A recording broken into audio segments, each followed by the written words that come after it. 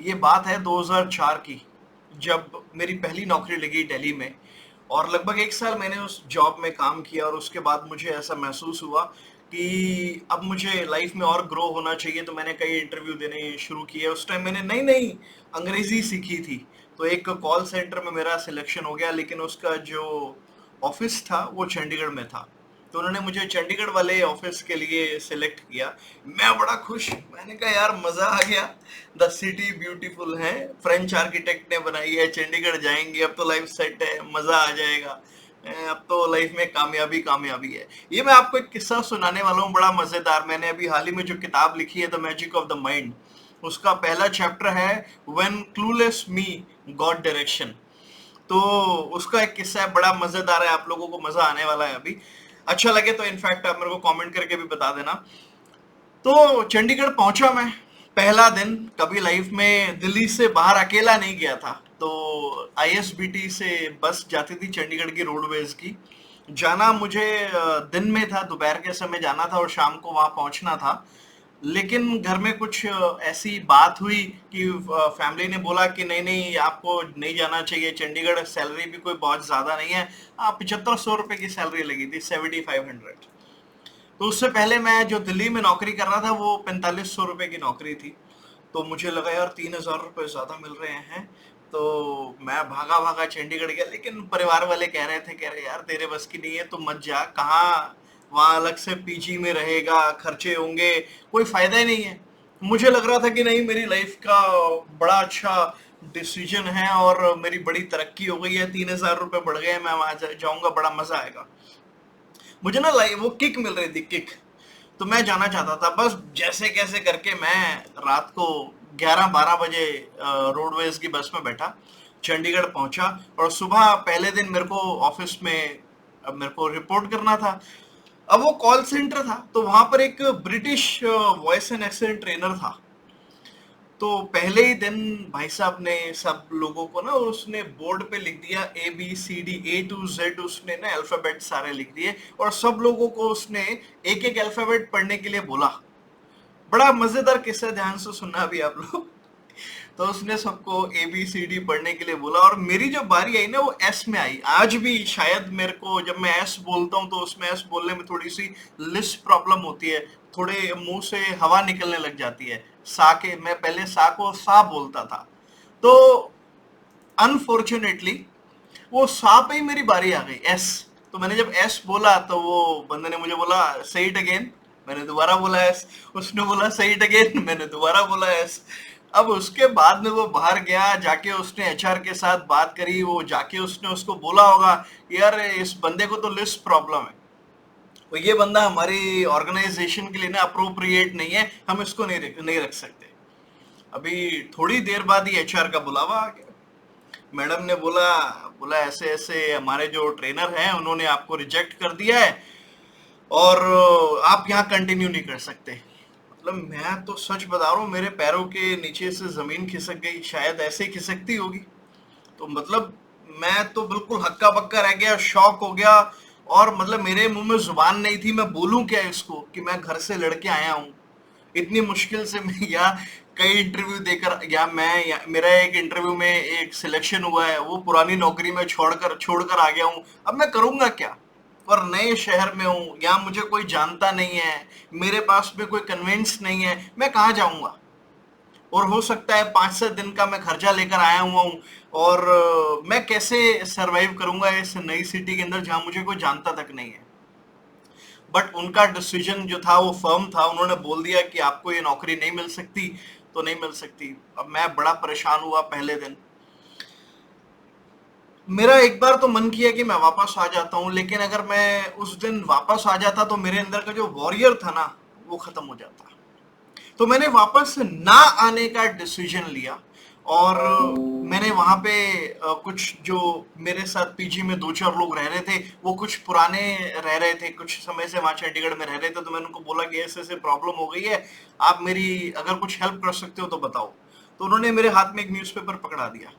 तो ये न्यूज़पेपर है, इसमें क्लासिफाइड है, सेक्शन है जॉब्स का। वहां पर बहुत सारे बीपीओज की वैकेंसी निकली हुई थी। बोले यहाँ पर आप कॉल करना स्टार्ट कर दो, और इतनी हेल्प हम आपकी कर सकते हैं कि हम आपको अपनी बाइक दे सकते हैं।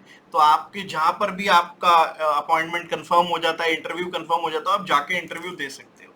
तो मैंने कहा चलो शुक्र है। तो मैंने जाके ना, मैंने उसमें अगले दिन कॉलिंग करना स्टार्ट किया और कॉल करके मैंने 5-7 इंटरव्यू, मैंने जो है 5-7 के 10 मैंने अपॉइंटमेंट कंफर्म कर ली। और उसके बाद उस टाइम पे जीपीएस नहीं होता था चंडीगढ़ के, मैं कुछ भी नहीं जानता था, बस बाइक मिली मेरे को। तो उस दोस्त तो मैं नहीं कहूंगा क्योंकि पहली बार मुझे मिला था, and thanks to that person कि उसने मेरे ऊपर विश्वास किया और मुझे अपनी बाइक बोरो कर दी। मैंने उसमें तेल डलवाया, शायद 50 या 100 रुपए का तेल डलवाया होगा, और जाके चंडीगढ़ की सड़कों पे मैंने घूमना स्टार्ट कर दिया और एड्रेस ढूंढना स्टार्ट कर दिया। सुबह से लेकर शाम तक मैं इंटरव्यू देता रहा, लेकिन कहीं भी मेरा सिलेक्शन नहीं हुआ। फाइनली शायद 5-7 इंटरव्यू देने के बाद में एक जगह पे मेरे को एक बंदे ने बोला कि ठीक है, हम आपको सिलेक्ट करेंगे लेकिन सैलरी हम आपको देंगे 7,000। मैंने शुक्र मनाया।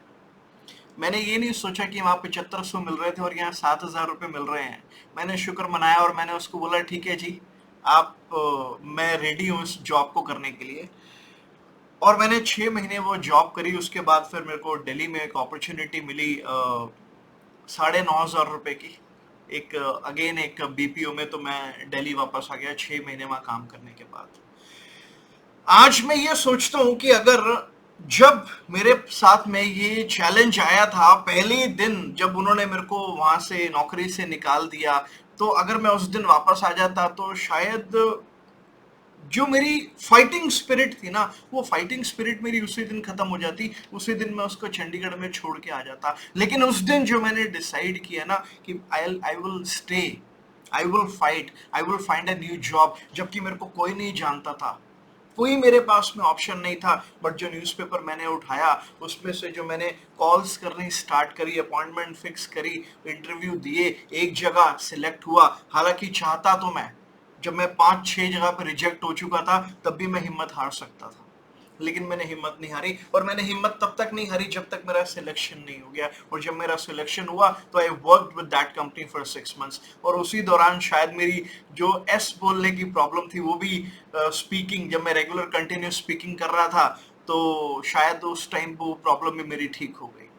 तो क्या होता है हमारी जिंदगी में, ऐसे ना बहुत सारे चैलेंजेस आते हैं जब हम बिजनेस करते हैं, या हम नेटवर्क मार्केटिंग बिजनेस कर रहे हैं, या कोई और बिजनेस कर रहे हैं। तो बहुत सारे चैलेंजेस हमारी लाइफ के अंदर आते हैं।